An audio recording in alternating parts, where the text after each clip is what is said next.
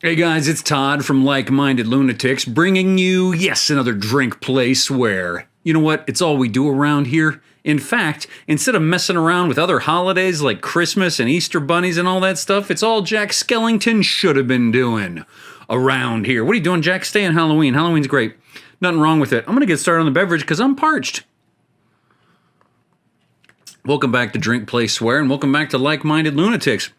Like-Minded Lunatics is not just drink, play, swear. No, it's not. Hey, while I'm thinking about it, bang, hit that subscribe button. We won't even pause this video. It'll keep on going. This is a great time to become a subscriber to Like-Minded Lunatics. October is here, which means a month of Halloween programming. That's right. Mark Gifford just posted a great video reaction to Voodoo. Go check that out. You're going, does the makeup doesn't really, I don't know, I don't understand the logic of the makeup in that one. He explains it. It's a good one, and I hope you enjoy the content here today on Drink, Play, Swear. All through October, Halloween-themed games. All right, what is Drink, Play, Swear? Well, I told you to do the bang, and I told you to check out Mark up there in the thing. Now we're going to play some games. Pair it with a beverage, and I tell you a story. All right, I got a Jim Beam and Coke here. Get yourself something. And you see the game here. Oh man, gosh, that's cold. Burns the throat almost. Okay, not almost. I'm experiencing excruciating pain. Okay. It's Ghostbusters for the Nintendo Entertainment System. You're going to ask yourself if you're familiar with this game. Todd, why would you do this to yourself, right? It's one of the most hated games of all time. I didn't have it as a kid. I rented it, couldn't figure out what was going on. You know, when you rented games as a kid, you didn't get the booklet, the instruction manual. You didn't know what was going on. Unless you were a subscriber to Nintendo Power and they'd covered it, or you had a best friend who loved this stuff, then you just didn't know what was going on. All right. But after all these years, I know a couple of things about this game, and so I'm going to use my limited knowledge to show you. Not a great game, honestly, but I don't think it's as bad once you figure out a couple of things. It's not as bad as we thought it was when we were kids. You see, here you go. Two Ghostbusters. Catching ghosts. What else do you want from a game like this? All right. What's the story today? Oh man, we're talking Halloween costume memories. Halloween costume memories. I grew up loving Halloween. Still love Halloween to this day. And the most fun part of it is around this time of year. Here I am in the first week of October. Here recording this. This is when you start thinking, okay, what am I going to dress up as this time? And if you have friends or family members who get excited about it too, sometimes you kind of pair up, don't you? You do them together. The family costume or the buddy costume. That's a good time. All right, you see you're on the map, and you're waiting until a building blinks, and then you go run over there and you catch the ghosts. You engage your laser thing. You hit A when you got them in your sights here like this, and then you eat them up. Gobble them up, yum. Gobble them up, yum. You get the super trap so you don't have to keep going back to your Ghostbusters headquarters. So in fact, this on the bottom center of the screen, that place doesn't matter at all. You don't need to go there if you get the super trap. So buy yourself the super trap at the beginning, and of course your, what's it called? Conductor? Oh, there was no one there. Your protein pack. Your protein pack. You know what? It's time for me to watch Gremlins. Todd, right. Ghostbusters again. Get it right. Stop. Damn. Protein pack? Gremlins? God damn, dude. It's either a proton pack or a positron collider. And come on. Fucking embarrassing. Fucking embarrassing! People don't want to hear you messing this stuff up. It's sacred to them, Todd. Beloved. Calling it Gremlins. Next week on the channel, I'm playing Gremlins on the NES, and I've been planning that one. So sorry. Ghostbusters, Gremlins, some of the greats. All right, costumes. Well, I did all the basic costumes that most kids do when I was a little kid. Zombie, skeleton, Frankenstein, Dracula. I was a matador one year for some reason. I don't remember why. I think we just found a cool costume. There's this place in San Antonio, still exists, Gibson's Costumes. All right, now look, I can enter Zool. This is gonna be as far as I get in the game. So I'm gonna go to Zool. I'm gonna try to. I want to pause here. Not gonna let me. In the road here, by the way, you don't have to drive and avoid stuff. People get frustrated about that in this game. No, just stay on the right and floor it. You hit up and you just go as fast as you can. You're gonna smash into people sometimes. Can I pause? Thank you. You know those games that don't let you pause. Jeez. Well, you're with friends. You want to talk. You want to have a beverage. There we go. Matador. Yes, I was a matador 1 year for no reason. That would have made sense for me to have a friend who was a bull in the costume, but it was just me in a matador outfit. Gibson's costumes, you could rent them. And then you had all the fancy stuff, but you didn't have to pay for it, because you don't have that much money. You're a little kid, you don't have all that much money.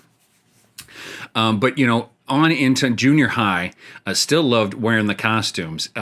My most memorable costume from junior high was when my mom bought me a Bill Clinton mask, okay? One of those nice masks that goes, over your complete head, not just the cheap, the cheap rubber band staple situation. This was the full mask, Bill Clinton, who was president at the time. My mother, Democrat, okay? Got me the Bill Clinton mask. My dad, not pleased with this decision. He didn't really care what I dressed up as, and he didn't dress up, He was a stern old dude born in the 1930s. That's kid stuff. But, he usually didn't care what I did for the costume, but he wasn't so sure about this Bill Clinton nonsense because he was a Republican. So, and that was most of my parents' discussions after work and before bed, was sitting around the dining room table fighting about politics. It was their favorite activity. Besides eating. All right, it was their favorite activity. This part of the game is excruciatingly frustrating. But I'm not going to get frustrated. What I'm going to do is do my best. I'm going to die. I'm going to start all over so I can talk to you and tell you the story. So what my dad did the night before Halloween was that he snuck my suit out of my closet, because the plan was you just wear my suit that I go to church in once a year, right? And just have the mask, and that's the entire costume.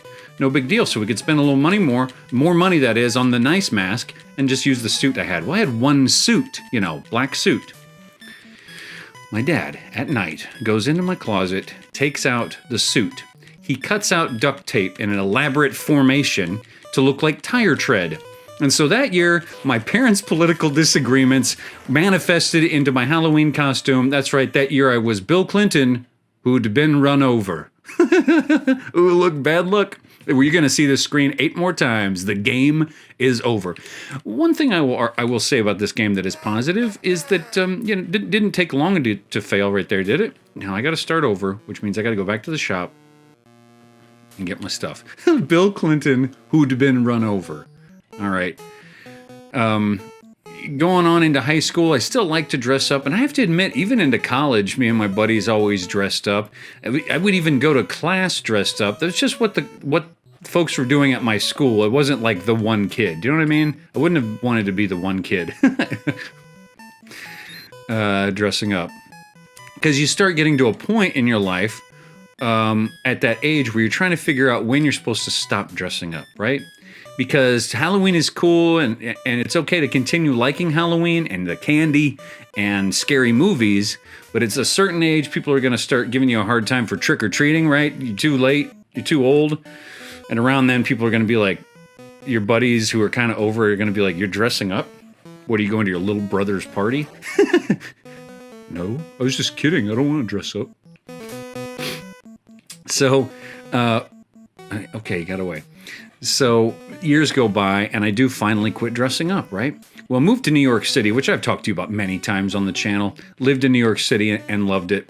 And what I didn't realize about New York City when we moved there, we moved in August to begin graduate school. Well, October was right around the corner, and all of a sudden I was learning about the fact that Greenwich Village there in New York has one of the biggest Halloween parades in the country. It's a Halloween town. And in fact, this is what I say to people who have never been to New York and don't understand how big the Halloween thing is.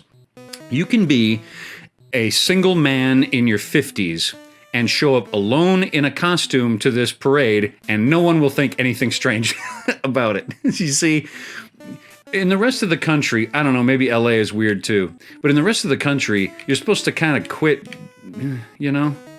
being interested in that stuff at a certain age. I don't know when it happens. So I was in grad school and I didn't really think to dress up. Well, there was this party going on in my wife's program. My wife went to Columbia University for graduate school, and one of her friends was throwing a party. I think it was not like a university event, but the entire department was going. And we got an invite, and it was supposed to be this really nice rooftop, like downtown New York rooftop Halloween party. Free booze, come on down, free food catered, great. So we get there, and I'm horrified to find out that it's costume required. We don't have costumes on. I mean, I'm 28, 27. I hadn't dressed up in a while. And so now it's like, well, I definitely want to go to this party. We run to Duane Reade, which is like the drugstore in New York, like a Walgreens or a CVS. Duane Reade around every corner. You go in there maybe for like an emergency costume. Place has pretty much been picked clean. Not going to get anything on Halloween, 8 p.m., right? I was able to find a Sharpie marker. And I had a dress shirt on, and I had a white undershirt under it. So I took off my dress shirt, and I wrote on my white t-shirt, plain white tee, "Go Ceilings!" Exclamation point. Go Ceilings. We get to the party, and they're like, "What are you supposed to be?" And I go, "Ceiling fan." Huh? Ceiling fan? My wife, whom was studying to be an architect, goes, "Sorry guys, he's an English major." Got in, didn't I? Got into the party, didn't I? All right, it was a great party. You didn't go, did you? No. I know you give me a hard time. Laughing about Todd being a dummy. I am what I am, as Popeye said. All right, so coming up on this part, enter Zulcy. If you can climb the stairs and get to the top, then you face, it's the last boss already. The trouble is, it's almost impossible to get up all these flights of stairs. And you're running as 3 Ghostbusters. Look at that, super racist. Super racist. All these are Caucasian individuals. Well, I don't know. What are you going to do? It's the 80s. We all look back on the 80s like they were the greatest time on earth, except for everything. How hateful we were to various groups of people. So I'm in the party, enjoying myself, right? And this guy walks up to me. I've only met him once. I know for a fact that my wife has had a few disagreements with him in class. He's a grad student, and he's a Columbia student. So he's an Ivy Leaguer, you see. You know a couple of these guys? He's an Ivy Leaguer, and boy, he's proud of it, and he can't quit talking about it. But now he's in a room with all Ivy Leaguers, except for a few schlubs like me. And so, how does he show off? Well, I introduce myself. I say hi and everything. In the kitchen, getting a beer, house party. And he says, "What are you supposed to be?" And I go, "I'm a ceiling fan." Get it? And he looks at me, and in the worst Ivy League voice, it's sort of like Madonna trying to be British, You're not British, you know what I mean? He goes, "That's the stupidest thing I've ever heard of." And that was the first time I'd heard stories about this guy. That was the first time I really understood and saw firsthand that some folks, and not my wife, because she went there, but was not this way. But some folks who are Ivy League folks, just a special brand of asshole, don't you think? Plenty of great people too, though. Plenty of great people. But my wife actually will more often, when people ask where she graduated, she will more often talk about University of Texas instead of mentioning Columbia. You see that? You only get hit 3 times, and then you flash out. Bad luck. Whatever. I'm not upset. I'm talking Halloween costumes. All right. So shortly after that, though, I did, kind of stop dressing up, especially after I moved back to San Antonio after graduate school. But guess what? Then I had kids, right? I mean, I didn't pass them. It wasn't a Mr. Mom situation. But when you have kids, it's like you're allowed to get excited about this stuff again, right? Also, here's a fun little bit of advice for you folks who are maybe in your late 20s, you haven't had kids yet, and you're debating whether you're going to have kids or not. You can start scaring neighborhood children on Halloween so long as you have your own kids, you see. If you're just a single guy in your 40s sitting outside pretending to be a scarecrow, you know what I'm saying? People are going to call the authorities. But if you're a dad, it's sort of like expected, like Dan Connor or something.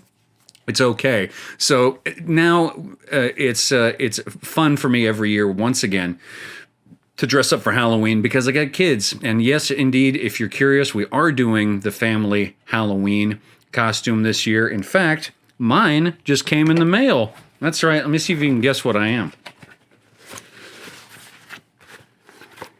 Huh? Adam Maitland. Huh? That's better than the ceiling fan thing, isn't it? It's a proper mask. It's a proper mask. My family's going to be Beetlejuice this year. Me and my wife, Adam and Barbara Maitland. My daughter is going to be sarcastic Lydia Dietz. And then my son, the smallest member of the family, the old Beetlegeist. Hey, glad you're with us for October. Thanks for watching me get frustrated playing Ghostbusters. Please hit that subscribe bang if you haven't done so already. Glad you're here for a fun month. Start thinking about your costume. It's about that time between now and the next time I talk to you.